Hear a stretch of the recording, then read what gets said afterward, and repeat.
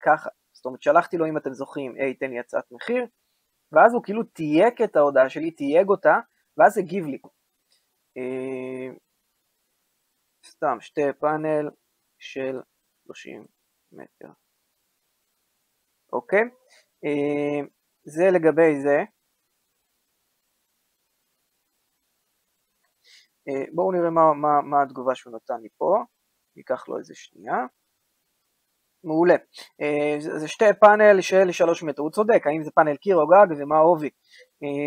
מעולה. אז נניח אני רואה שהסוכן שלי קצת מתבלבל, אני לוקח את הטלפון שלי ואני מדמה כאילו אני נציג שבחברה שלו הסוכן פועל. אז אני נכנס ממש לוואטסאפ, ועכשיו אני רוצה לעשות את מה שאנחנו דיברנו עליו. אז זאת השיחה, אוקיי? ופה אני ממש מתערב, מדבר נציג אנושי. מאיפה אתה? זאת ההודעה שאני כותב, ואני עושה שליחה, מיד אתם תראו. מדבר נציג אנושי, מאיפה אתה? אני יכול לשלוח הודעות מרמת גן, והבוט יפסיק להגיב. זהו, הבוט מבחינתו לא מגיב לי.